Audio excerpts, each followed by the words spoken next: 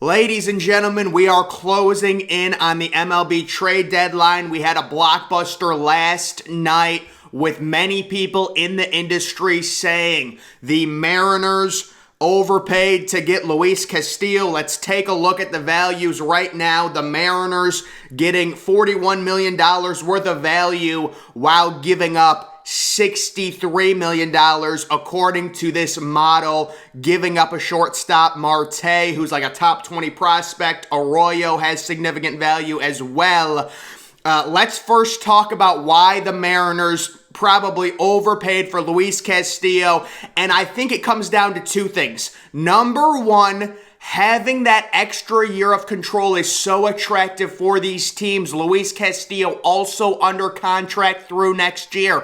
And number two, I had said I thought a team was going to overpay for Luis Castillo due to the way he's been pitching. He is pitching like an ace right now, or he was with Cincinnati. You know, if you're trading for Luis Castillo, if you're the Mariners, you're trying to make the playoffs for the first time in 20 years, you are getting an ace caliber pitcher. That's why the Mariners said, you know what, if we've got to overpay, we've got to overpay. Let's get the commodity. Let's get the ace pitcher, and that's what they do. And yes, they did overpay for him, but it does look like it's a seller's market, at least in this situation. The Yankees were in on him. They're going to have to pivot. They still desperately need pitching help. And you guys can see Frankie Montas is now the Yankees' top starter target, but they are in on others, including Jose Quintana. Castillo was a major target for the Yankees. As far as starting pitcher, I would think Frankie Montas of the A's becomes a greater factor for the Yankees. Pablo Lopez, who would cost a lot more because he's got multiple years of control.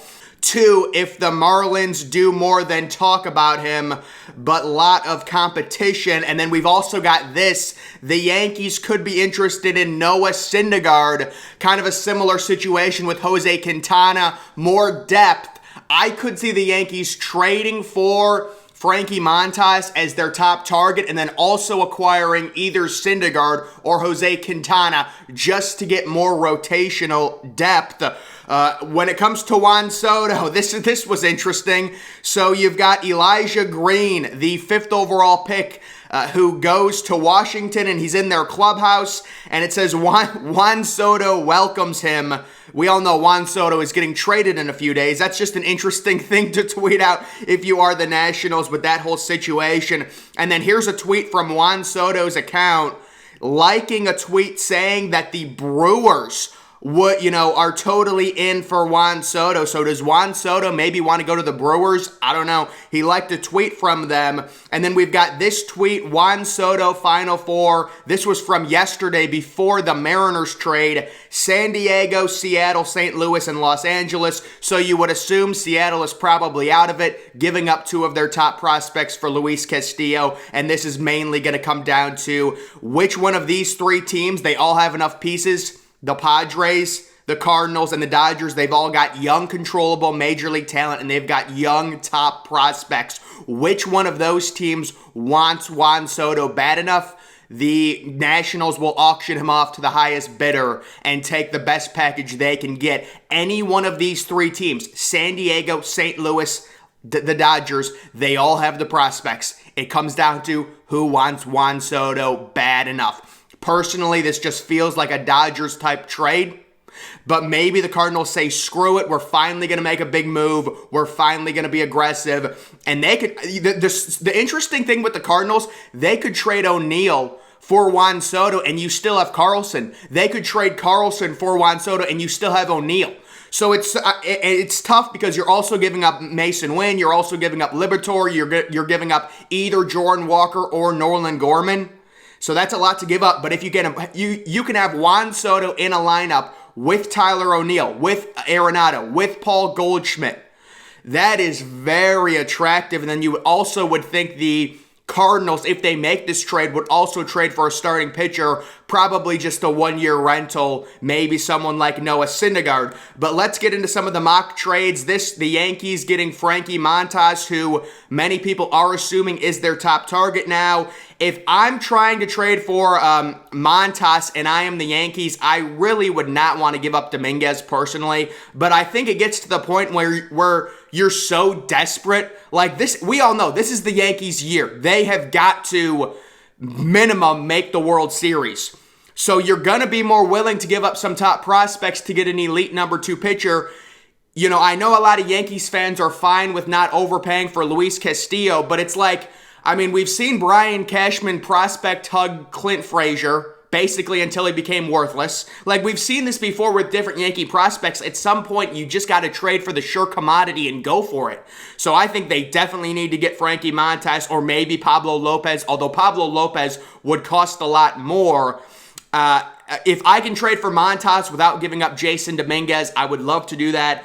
I think Dominguez is undervalued by this trade model. He's worth more than $15 million in my opinion because he's breaking out right now. And then Warren and Austin Wells, that would be a good haul for the Athletics for 1.5 years of Frankie Montas. This is another trade, so this is a much more favorable trade for the Yankees. You are giving up Peraza, but really nothing else of note. I think it'll probably take a little bit more than this, though. I think you're going to have to give up one of the top prospects and then a middle guy. This is just Peraza and basically crap for Montas and a reliever for the Yankees. So that would be a great trade from the Yankees' perspective. I think the Athletics could do a little bit better than that. We've got another Juan Soto offer. We've been over it multiple times. I think... So you don't want to say for sure there's a final 3 because maybe, you know, we did see Juan Soto, maybe the Brewers are in it, but it's like the Brewers, based on where their farm system is, based on the, limited amount of young, talented players they have with very controllable contracts,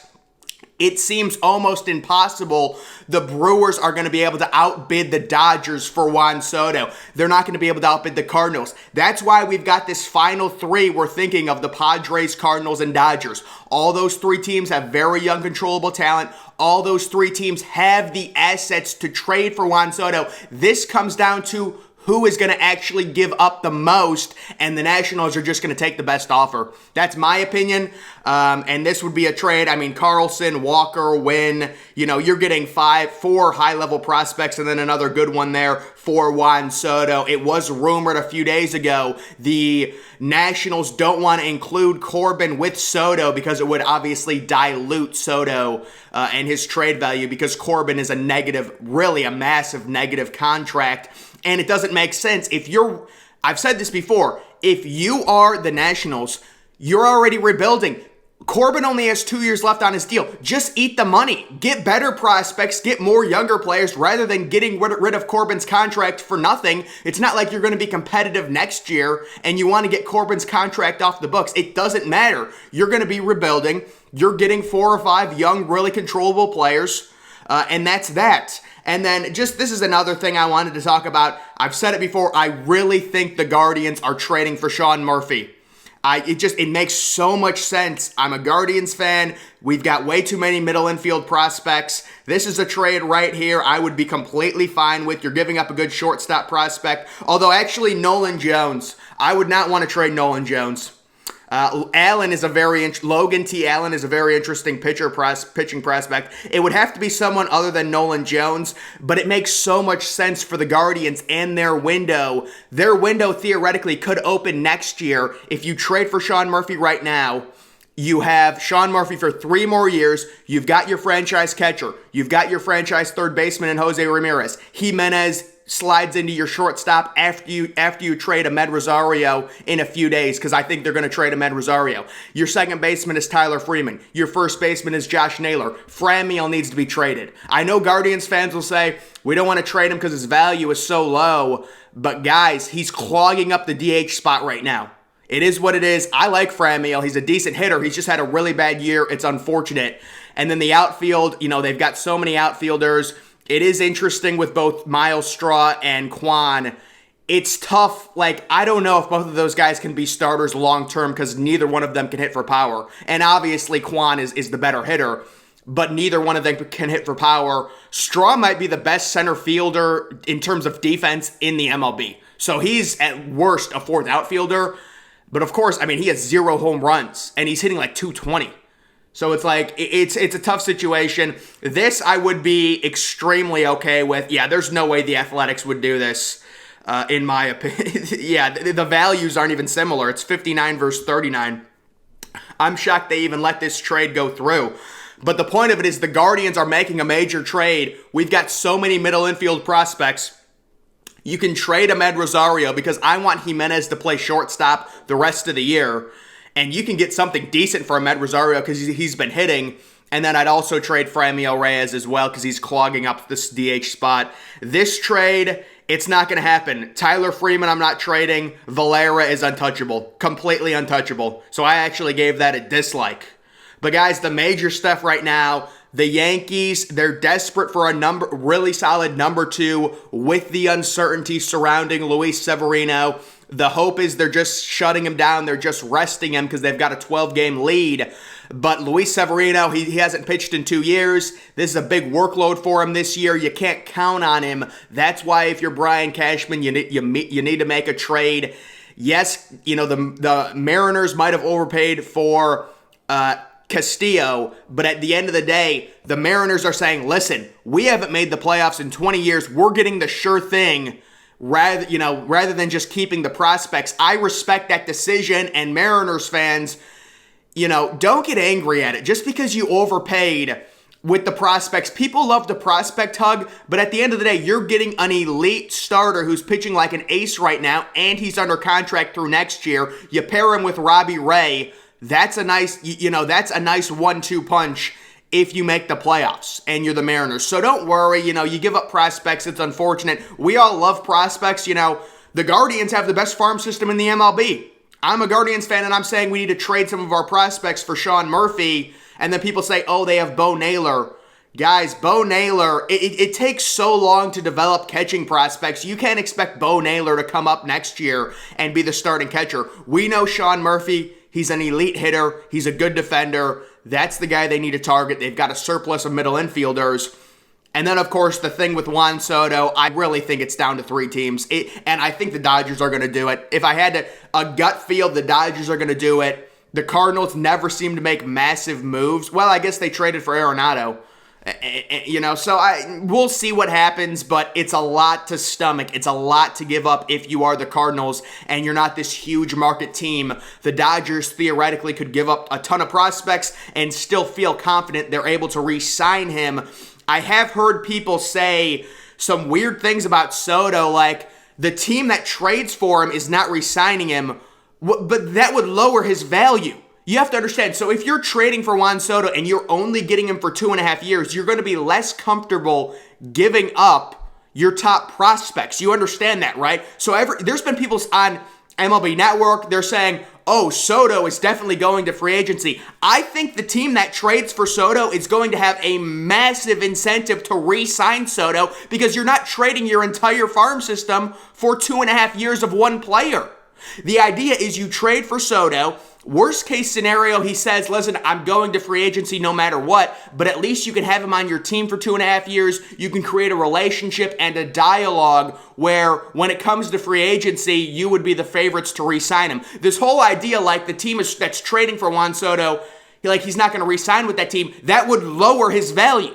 Because no team wants to give up their entire farm system for a player that's only going to be with them for 2.5 years. So I think the team that trades for Soto is thinking in their head that they're going to re-sign him. Because I've been hearing all these people say, oh, he's definitely going to free agency, he's not re-signing. That doesn't make any sense to me. If you're trading your entire farm system for a player, you're going to want to re-sign him so he's there for longer than 2.5 years. You've given up so many assets for him. Young, controllable assets. So that's the whole Juan Soto situation, guys. Make sure you're following me on Twitter. Link to that's always in the description. I'm, of course, the Depressed Ginger. Thank you for watching.